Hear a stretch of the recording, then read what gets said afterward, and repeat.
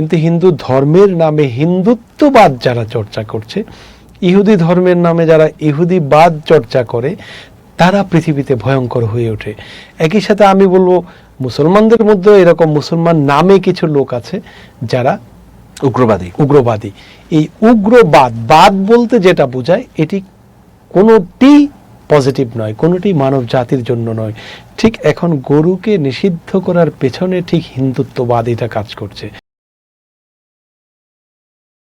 ভারতেরই কোনো কোনো বিশ্লেষক বা বিশেষজ্ঞ, সাংবাদিক সমাজের, সাংস্কৃতিক অঙ্গনের, যেমন আমি একটা বক্তব্য শুনলাম ভারতের একজন বিশিষ্ট চলচ্চিত্রকার, তিনি বললেন যে এই যে গরু খাওয়া, এটা ভারতের হিন্দুদের ধর্মগ্রন্থে সুস্পষ্টভাবে কোনো নিষেধ নেই, মানে গরু খেতে পারবে না এই ধরনের কোনো বিধান নেই, বরং ব্রাহ্মণরা গরু খেতেন এবং তারা নিম্ন বর্ণের হিন্দুদের নিরুৎসাহিত করতেন এই কারণে যে তাদের জাত মিলে যাবে, যে ব্রাহ্মণরা খায়, নিম্ন বর্ণের নমশূদ্রটাও খায়। তো কিন্তু কোথাও কোনো ধর্মগ্রন্থে সরাসরি নেই যে হিন্দুরা গরু খেতে পারবে না বা গরু খেলে তাদের জাত চলে যাবে। এই বিষয়ে কি আপনি আমাদেরকে কিছু তথ্য দিতে পারবেন?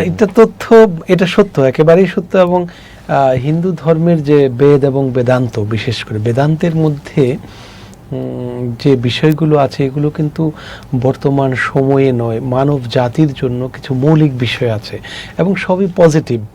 হিন্দু ধর্মে যে আচারগুলো এখন আছে, যা পালন করে, এর সিংহভাগই কিন্তু তাদের ধর্মগ্রন্থে নেই। একইভাবে গরুর বিষয়টিও আছে এবং পৃথিবীতে এখন দ্বিতীয় পজিশনে আছে যারা গরুর মাংস রপ্তানি করে, তার দ্বিতীয় হলো ভারত। কিন্তু দ্বিতীয় ভারত, অদ্ভুত ব্যাপার।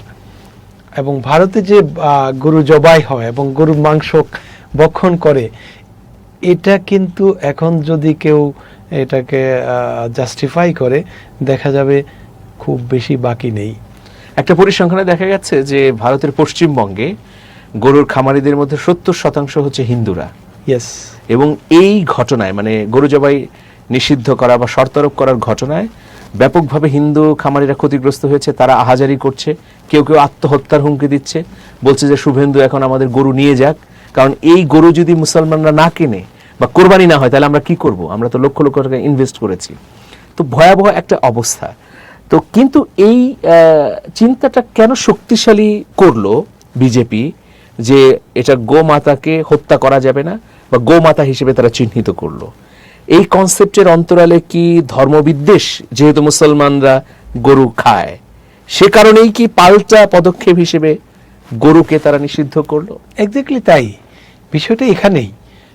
যেমন আমি আবার যদি নজরুলের কাছে যাই, যে নজরুলের একটি কবিতা আছে, জাতের নামে বদজাতি সব জাত জালিয়াত খেলছ জুয়া। আসলে পৃথিবীতে কোনো ধর্মে বিদ্বেষ নেই, কোনো ধর্মে আরেকটি ধর্মকে খামচানো, অ্যাটাক করার বিষয় নেই, হিন্দু ধর্মেও নেই। কিন্তু যখন সেটা ধর্মে না থেকে কোনো বাদ হয়, মতবাদ হয়, যেমন হিন্দুইজম বা হিন্দুত্ববাদ বলছি আমরা হিন্দু ধর্ম বলছি না, ধর্মের বিরুদ্ধে আমাদের কোনো কথা নেই। কিন্তু হিন্দু ধর্মের নামে হিন্দুত্ববাদ যারা চর্চা করছে, ইহুদি ধর্মের নামে যারা ইহুদিবাদ চর্চা করে, তারা পৃথিবীতে ভয়ঙ্কর হয়ে ওঠে। একই সাথে আমি বলবো মুসলমানদের মধ্যে এরকম মুসলমান নামে কিছু লোক আছে যারা উগ্রবাদী। এই উগ্রবাদ, বাদ বলতে যেটা বোঝায়, এটি কোনোটি পজিটিভ নয়, কোনোটি মানব জাতির জন্য নয়। ঠিক এখন গরুকে নিষিদ্ধ করার পেছনে ঠিক হিন্দুত্ববাদ এটা কাজ করছে। এটা হিন্দু ধর্মের বিষয় নয়। যেহেতু মুসলমানরা এটা এদের একটা ধর্মীয় ব্যাপার, কোরবানি তো একটা গুরুত্বপূর্ণ বিষয়, তো মুসলমানদের এই ধর্মীয় বিষয়কে তারা তাদের শক্তির জোরে ঠেকাতে চায় এবং সেটাকে উৎসাহিত করছে, উৎসাহ যোগাচ্ছে হিন্দুত্ববাদ। হিসাবটা এখানে একেবারেই সহজ। আর যেহেতু তারা নিষিদ্ধ করেছে, নিষিদ্ধ করেও কিন্তু বিপদে আছে এখন। যেটি আপনি বললেন যে তাদের লোকেরা, বিশেষ করে আমি দেখলাম মহিলারা প্রচন্ডভাবে শুভেন্দু বিরোধী হয়ে এখন রাস্তায় নেমে পড়ছে, ক্ষুব্ধ, তারা মিছিল করছে, তারা বলছে তাহলে আমাদের আত্মহত্যা করতে হবে, এছাড়া কোনো উপায় নেই। এগুলার জবাব কি সে দিতে পারবে? দিতে পারবে না। তারা রাজনীতি কাদের জন্য করে? রাজনীতি তো মানুষের জন্য। মানুষের জন্য রাজনীতি করে সেই মানুষকে যদি পথে বসিয়ে দেয়, তাহলে সেটি তো মানুষের রাজনীতি হয় না, সেটা হলো তার খাহেশের রাজনীতি। এই খাহেশের রাজনীতি আসে বাদ থেকে, মতবাদ থেকে, এবং হিন্দুত্ববাদ এই জিনিসটা করছে। হিন্দুত্ববাদ আমাদের এখানে আমাদের বা মানবিক যে বোধ আছে এই বোধগুলোকে খুন করে ফেলছে আসলে। যে কোনো ন্যায় অন্যায় সত্য মিথ্যা কোনোটাকেই বাজ বিচার করার জায়গায় তারা নেই। একটু পেছনে যেতে চাই। 1947 সালে যখন দেশ ভাগ হলো, আমরা ইতিহাস থেকে জানি যে বাংলা ভাষাভাষী মানুষদেরও একটা অঞ্চল হবার কথা ছিল। এই বাংলাদেশ, আসাম, ত্রিপুরা, পশ্চিমবঙ্গ মিলিয়ে মানে একটি হচ্ছে যে দ্বিজাতি তত্ত্বের ভিত্তিতে ভাগ হবে পাকিস্তান, ভারত, আর অন্যটি ভাষা ভিত্তিক, এই ধরনের একটা প্রস্তাবনাও এসেছিল। কিন্তু ওই সময়ে হিন্দু নেতাদের অনীহার কারণে সেটা আর সম্ভব হয়নি, তারা সেই ভারতের মধ্যে অন্তর্ভুক্ত হয়েছে। আপনি কি মনে করেন যে যদি আমরা সম্মিলিতভাবে থাকতাম তাহলে আমাদের বাঙালির সাহিত্য সংস্কৃতি আরো বিশ্বের বুকে মাথা তুলে দাঁড়াবার মতো অবস্থান তৈরি করত? নিশ্চয়ই সেটি থাকতো। যখন আমাদের ভূগোল বড় হতো তখন সেখানকার ভাষা সংস্কৃতির যে চাষাবাদের বিষয় সেটি আরো বৃদ্ধি পেত। আমরা যদি আর একটু পেছনে যাই, 1905 সালে যখন বঙ্গভঙ্গ হলো, সেটি আপনি যে নামগুলো নিলে আসাম, ত্রিপুরা, এগুলো সবই তো একসাথেই ছিল। এবং সেই বঙ্গভঙ্গ রদের জন্য আমাদের সবচেয়ে তখনকার বড় কবি রবীন্দ্রনাথ ঠাকুর যে গানটি লিখেছিলেন, আমার সোনার বাংলা আমি তোমায় ভালোবাসি, সেটি এখন আমাদের জাতীয় সঙ্গীত। তো 47 সেই বঙ্গভঙ্গ রদ করবার তার পেছনে আবার তাদের একটা উদ্দেশ্য ছিল, সেটা যদি আপনি বলতেন। তাদের উদ্দেশ্য কেন এই রদটা চাইলো? তাদের উদ্দেশ্য তো তারা অখণ্ড ভারতে বিশ্বাসী, তারা অখণ্ড ভারত চায়। তারা চায় তাদের যে সংস্কৃতি, তাদের যে কালচার, তাদের সাহিত্য সেটি সর্বত্র বিরাজিত থাকবে, তাদের যে আদর্শ সেটি বিরাজিত থাকবে। এটা কি এখানে আরেকটি কারণ যে বঙ্গভঙ্গ রদ হবার কারণে বঙ্গভঙ্গ হবার কারণে আমরা প্রায়োরিটি পেয়ে গেলাম, ঢাকাকে ঘিরে নবযাত্রা শুরু হলো? সেই নবযাত্রা তখন তো তারা হতে দেয়নি, তখন তো এক করে ফেলেছে।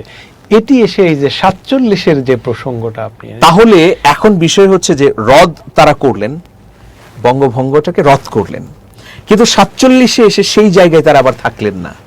হ্যাঁ, 47-এ তারা আবার ভাগের মধ্যে চলে গেলেন। ভাগের মধ্যে গেলেন কারণ এখানে একটা দারুণ বিষয় কাজ করেছে, সেটা হলো যে অঞ্চলটা ভাগ হয়েছে এই অঞ্চলের সিংহভাগই হলো মুসলমান, এবং এখানকার মুসলমান বিশেষ করে বাঙালি বা এই বাংলাদেশের ভাটি অঞ্চলের মুসলমানরা, এদের ইতিহাস হাজার বছরের বেশি। এই অঞ্চলের এখানকার মানুষকে কেউ পদানত করতে পারেনি, কারো কাছে তারা পরাজিত হয়নি।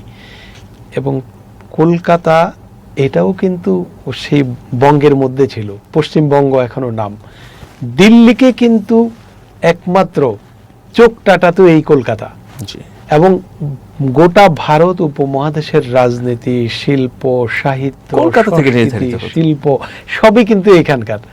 এর কারণ হলো এখানকার মানুষ হলো খোলা আকাশের নিচে বেড়ে উঠেছে। সকালবেলা জোয়ার আসে, বিকেলবেলা, মানে একদিক থেকে সকালবেলা স্রোত, দ্বিতীয় দিক থেকে আবার স্রোত, বিপরীতে। এই যে পক্ষে আর বিপক্ষে, একদিকে যাচ্ছে আবার ওদিক থেকে ফিরছে, এই আচরণটা, এই বৈশিষ্ট্যটা মানুষের মধ্যেও আছে যে সকালে সবচেয়ে প্রিয় নেতা, সন্ধ্যায় তার ঘাড়ে মাথা দিয়ে তাকে মাইনাস করে দিল, লাথি মেরে ফেলে দিল, সবচেয়ে অপ্রিয় নিন্দিত হয়ে যায়। এই ঘটনাটা তারা ভালো করে বুঝতে পেরেছিল। বুঝতে পারার কারণে তারা 47-এ এটাকে ভাগ করে দিয়েছে। কিন্তু এখানে ইংরেজরা যেই সমস্যাটা করে গেছে সেটা হলো আমাদের যে ভূগোলটা তারা করে দিয়ে গেছে, যে রেখাগুলো, এই রেখার মধ্যেই গ্যাঞ্জামগুলো রেখে গেছে। যেভাবে রেখাটা হওয়ার কথা, ভূগোলের সীমানাটা, সেটি কিন্তু করেনি। এবং না করার কারণেই আমাদের এই সমস্যাগুলো প্রতিনিয়ত বাড়ছে। 47-এ যেটি আপনি প্রসঙ্গ তুললেন যে বাংলা ভাষাভাষীদের সবার তো একসাথে থাকার কথা, আসাম, ত্রিপুরা, তারপরে হলো পশ্চিমবঙ্গ, এখন এটা আমরা দাবি করি না আমাদের, কিন্তু এটা থাকার কথা ছিল। ব্রিটিশেরা এটি করেনি। ব্রিটিশদের সবচেয়ে ভয়ঙ্কর রূপ হলো তারা পৃথিবীর যেখানেই গেছে তারা সেখান থেকে হয়তো চলে এসেছে, কিন্তু তাদের ষড়যন্ত্রের বীজ তারা রুয়ে দিয়েছে, যেই বীজগুলো বৃক্ষ হয়ে সারা জীবন মানুষকে ভোগায়। এটা সারা পৃথিবীতে হয়েছে, যেখানেই তারা গেছে সেখানে সমস্যাগুলো রেখে গেছে। changetv.press, এক ফোঁটা হলুদও নেই।